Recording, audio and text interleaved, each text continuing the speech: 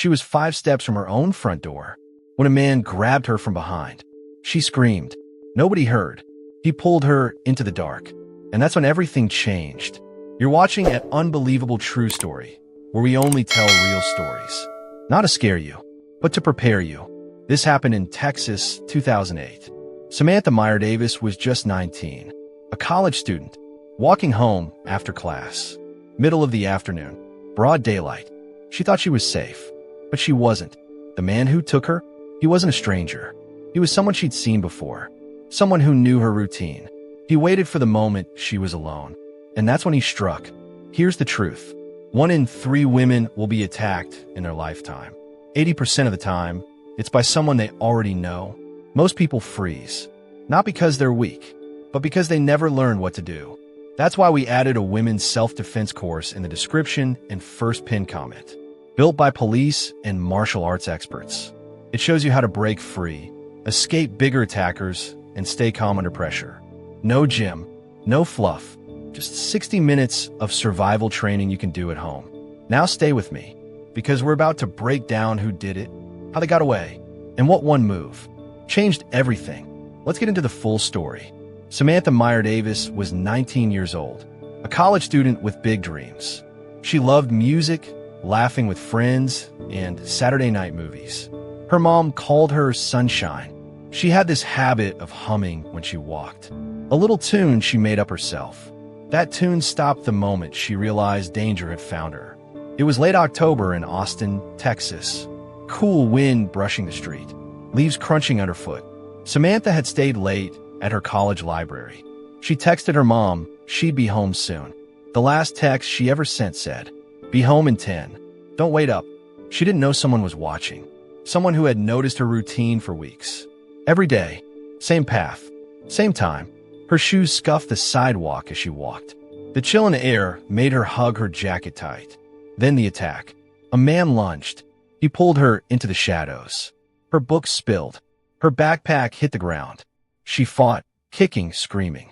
He was strong. Too strong. The neighbors across the street, they saw movement, but assumed it was just a friend joking around. No one called 911.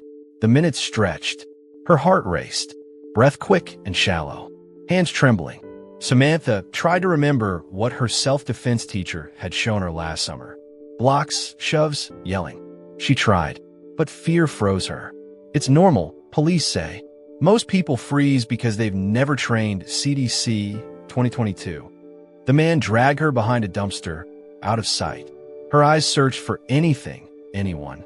All she saw was darkness. All she heard was her own panicked breathing. Her knees hit the cold concrete. She tried to scream again.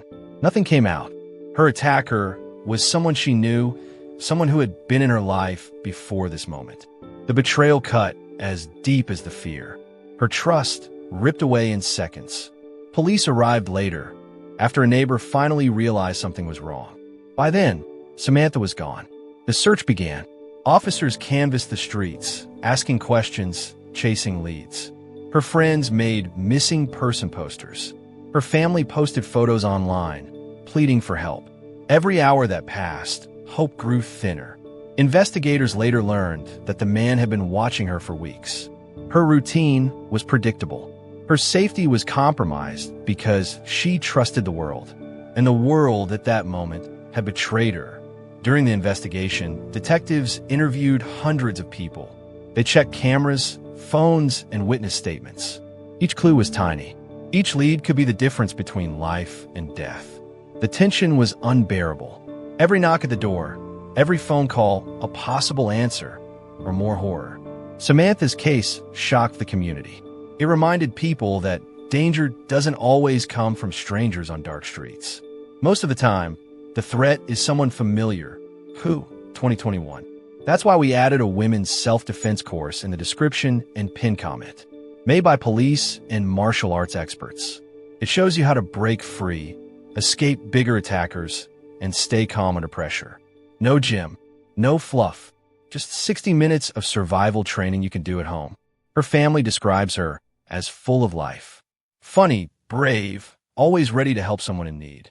Her friends remembered her bright laugh, the way she noticed small details, how she cared. Even in danger, she tried to fight back.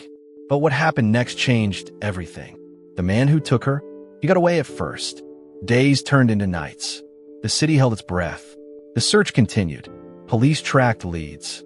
Neighbors and strangers joined the effort. Samantha's story is painful, but it's real, and it reminds us, 1 in 3 women globally will experience physical or sexual violence in their lifetime. Who, 2021. Her mom still lights a candle every night, hoping her daughter comes home. Her friends post messages of hope. The city talks about her, remembers her, prays for her. The city was tense. Every siren made Samantha's family jump. Every car that slowed near their house felt like a threat. Police followed every tip. Neighbors gave statements. Friends called in, trying to remember anything unusual about the days before she disappeared.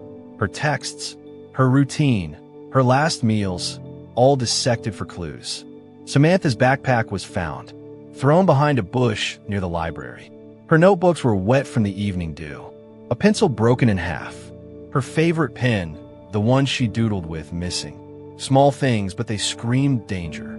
The investigators learned the man who took her had a history. He had been watching young women, sometimes just following, other times trying to scare them. But this was the first time someone actually got him caught. The first night after she vanished, her phone was traced. It pinged in a different part of town, far from where she was supposed to be. Each ping gave hope, then dread. Was she alive? Was she hurt? Samantha's friend stayed up all night calling hospitals, shelters, anyone who might know where she was. Her mom drove around the block 3 times before finally sitting in the car, hugging her knees. Her dad stood at the front window, staring into the dark, whispering her name. Police interviewed the man's neighbors. They described odd behavior. Doors opening at strange hours. Lights turning on and off. The smell of bleach. The sound of footsteps late at night. One detective said, "This guy was careful," until he wasn't. Days passed. Then a tip came in. A neighbor remembered seeing him load a van late at night. The license plate number helped police narrow it down. It was a break they needed. Meanwhile, Samantha was scared, yes. But she didn't stop fighting. She looked for any chance to escape. Every noise, every shadow, she checked. Every opportunity, she tested. The man was violent, but Samantha's courage was real. She kicked, screamed, yelled, even when her voice shook. She remembered small survival tricks she had learned years ago in a self-defense class. Blocks, elbow strikes, using her weight. Every second counted. Neighbors called the police again after noticing suspicious movements. The van was gone, but officers found traces, a shoe print, a door mark, a torn piece of clothing. Little clues that told a story. Her story made headlines. Local news covered it every day. Missing student, they said. College girl vanishes in broad daylight. People in the city were shaken. Friends organized search parties. Volunteers walked the streets, posted flyers, and knocked on doors. Samantha's family never gave up. They went to every church, community center, grocery store, anywhere someone might have seen her. They talked to everyone. Neighbors reported strange people. Phones rang endlessly with tips. The police got a break when someone recognized the van from a gas station video. It matched the description from the first tip. Investigators tracked the man to an apartment on the other side of the city. Cameras, traffic footage, and careful detective work narrowed it down to one address. Then came the arrest. Officers approached quietly, trying not to spook him. They knocked on the door. He answered casually, but the evidence was enough. He was taken into custody. Samantha was found alive in a storage area near the apartment. Bruised, scared, but alive. She ran into her mom's arms. Tears, hugs, and whispered, "I'm okay," filled the air. Police confirmed the man had a history of stalking and minor assaults. It was a chilling reminder. Most people who commit abuse are known to the victim, who, 2021. He was charged, and the case went to trial. Samantha's bravery became part of the trial story. Her survival skills, her quick thinking, made a difference. She gave statements, helped investigators, and faced her attacker in court. It was terrifying, yes, but she did it. Her family says now she is stronger, more aware, but also more careful. She carries herself with caution, but also pride. Her friends describe her as resilient, brave, and wise beyond her years. That's why we added a women's self-defense course in the description and pin comment, made by real law enforcement and martial arts trainers.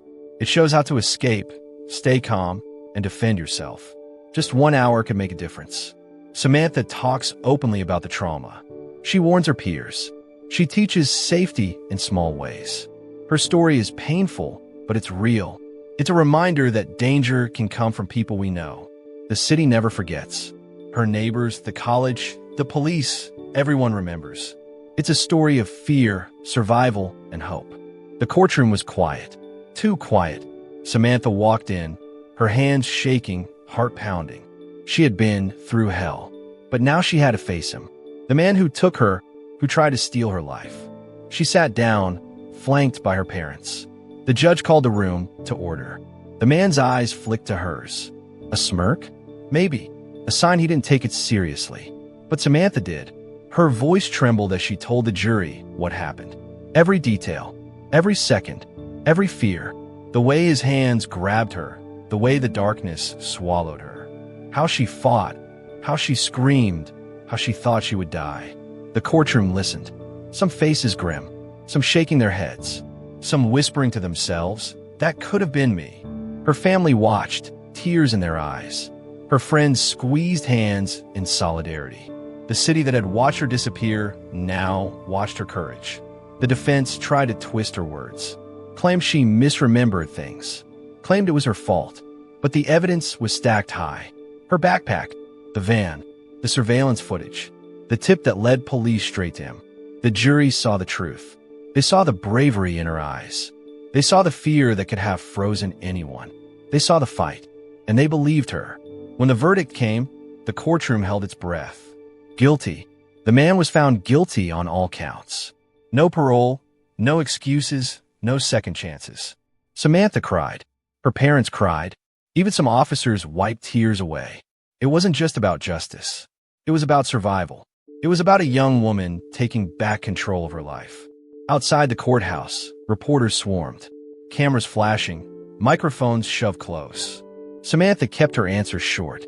She wanted her story heard, not for fame, but as a warning, a lesson.